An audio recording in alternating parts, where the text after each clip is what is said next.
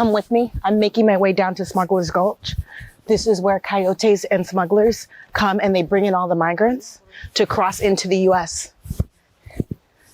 And overlooking it, we have some of the wealthiest homes in Tijuana. And so here, where they're building this border wall and replacing it, you still have this major hole down here where people are able to come and go across into the US, and it's costly. It costs anywhere between $5,000 and $20,000 to make this trip. I'm along the US-Mexico perimeter in Tijuana, and here is where some believe the story of Black migrants begins as a pursuit of entry into the United States.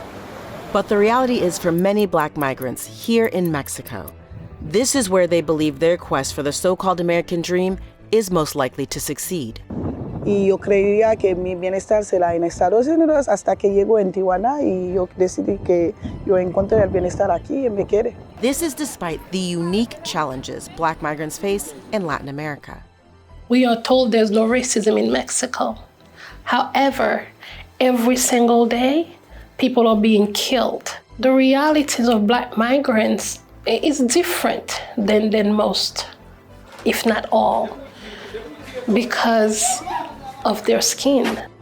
When it comes to other migrants, they might pass for Mexican. But when you're Black, the moment you show up, they know you're a migrant. They know you're an asylum seeker.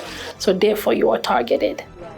Because the United States has outsourced enforcement of its own immigration policies to Mexico, the lives of Haitian migrants south of the US border are impacted in multiple ways. This is the story of what it's like to be a Haitian migrant in Mexico. 4 Mexican guys came and jumped this one guy.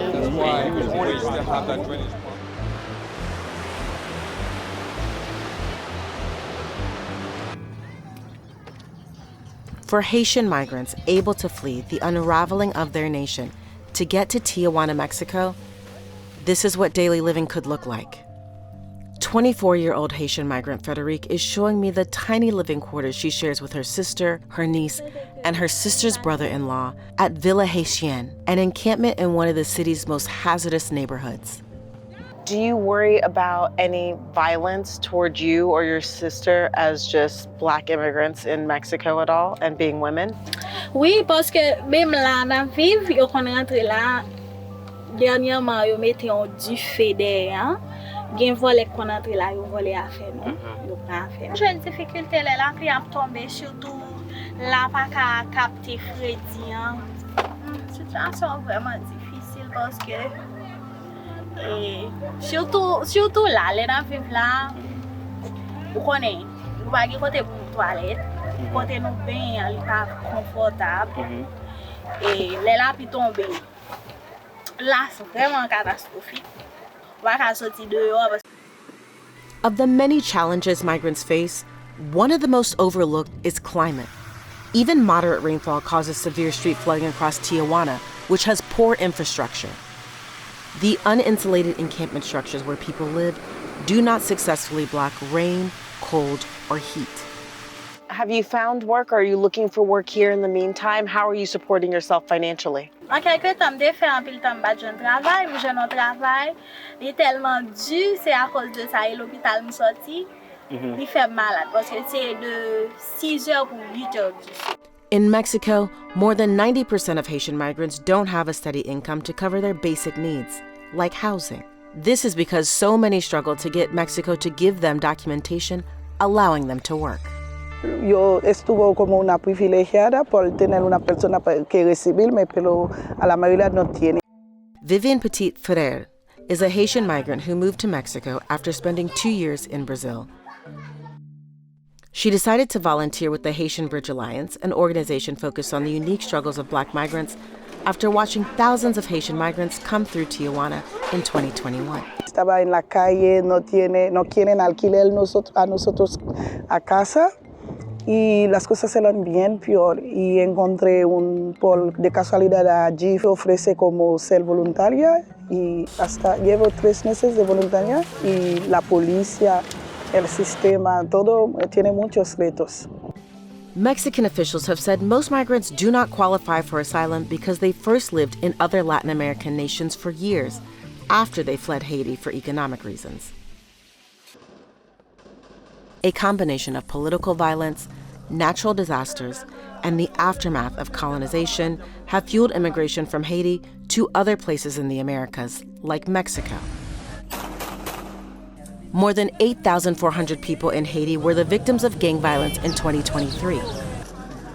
Since then, thousands more have died and continue to die because the island nation is in crisis.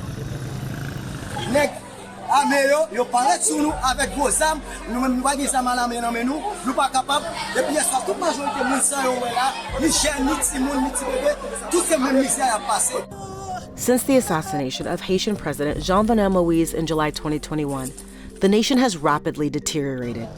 As of March 2024, Haiti has been in the state of emergency, leaving Haitians to fend for themselves.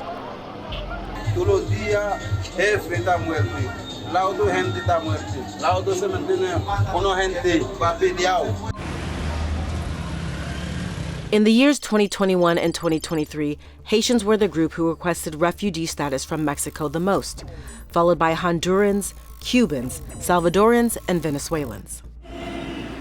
Before Haitian migrants can consider making Mexico home, they first have to get here. And one of the primary avenues they use to flee the chaos in their country, like many other Latin American migrants, is the Darien Gap. Puede decir que de jungla no tiene nada. Un río matador y muerto a montón. The Darien Gap is a dense jungle bordering Colombia and Panama. It's one of the world's most dangerous boundaries, often takes more than a week to cross, and is home to venomous predators. The only way to get through it is on foot. And because of their race, Black migrants face specific challenges in their trek, according to Haitian Bridge Alliance founder, Gerline Joseph. The experience that they have throughout South and Central America, they are hyper visible, but completely invisible at the same time. They can be abused, but because they have no representation and their narratives are non-existent, so therefore they become extremely invisible. So we see a lot of them being killed, raped, beaten in the Darien. That is something we hear a lot. Because the US and Canadian governments have cracked down on air and sea routes, it's forced migrants to use this pathway. Even if migrants successfully enter Mexico, they remain in a perilous position. Ayúdame! Justicia! Justicia, por favor! Thousands are trapped in Tapachula, a southern Mexican city bordering Guatemala. And Tapachula can and has been used as a state prison where people cannot physically leave the area. So it's been extremely dangerous for Black migrants, for Black people. Authorities severely restrict migrants' movements, job prospects, and living conditions. There are also extensive wait times for immigration hearings. Migrants have led protests because conditions are so fraught. In September 2023, a group of mostly Haitian migrants burst into the asylum office to demand their papers. In Mexico specifically, we are right now dealing with a crisis where Black people are being pulled from the buses. We receive those videos where they are being abused, kidnapped, and asking to pay in order for them to be released. We have had too many funerals in Mexico. Another threat to Haitians in Mexico is deportation, after the country signed an agreement with the US in September 2023 targeting northern border cities.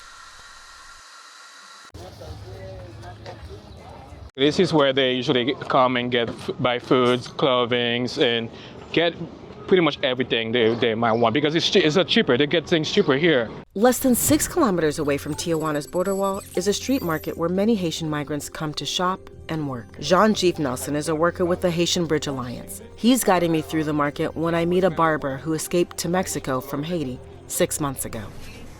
I didn't want to leave because, to me, Haiti is paradise. I had an option. Things just got pretty off for me. I lost a 17-month-old child. You lost the baby. Yes, in my business. It was destroyed.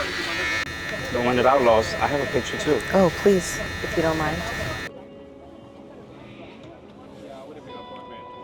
Her name was Ashley.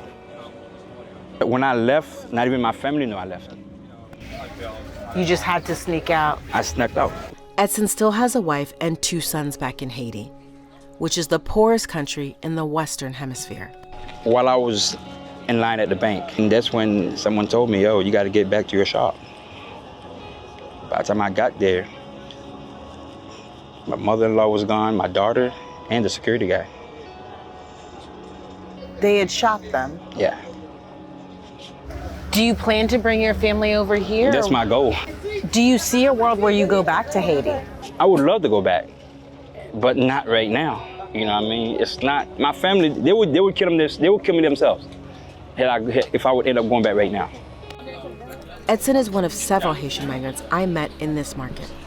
All had decided to make a life in Mexico, even though they faced challenges. Difficulté papier. Exemple, à réfléchir, je vais gagner 1 an, je vais gagner papier. Vous comprenez ça? Ça veut dire, ça vraiment son problème. Mais c'est aussi bien parfois des gens qui viennent choisir aller, c'est parce qu'ils n'ont pas un document peut-être pour fonctionner ici. For some Haitian migrants, Mexico only became a final destination once they abandoned the idea of trying to go to the US because they found it too difficult. What they are seeking is their place in this society. Je souhaite que yo prenne nous plus en considération parce que surtout les gens qui ont des enfants. Son refugiados y que no vienen como por placer, como dejar tu hogar es ya una pena, por dejar tu naturaleza que crecí con él, tu familia. Como en el proyecto migratorio, ya como los niños son los más víctimas, como tú no puedes decidir, es que tú llevas, esta mañana te dijeron, vamos, y tú dejaré tu abuela, tu familia, la casa que te vi, creciste, como no es un placer, un juego para dejar tu país. And on the other side of the border, life for Haitian migrants who make it there begins one way. The U.S.'s response to Haitian nationals seeking safety is always met with violence. In part 2 of the A Tale of Two Countries, One Border series, I'll explore the lives of Haitian migrants who make it into the U.S. Who benefits when people from the African diaspora battle over immigration like this? What we don't understand is that has always been the goal of the system,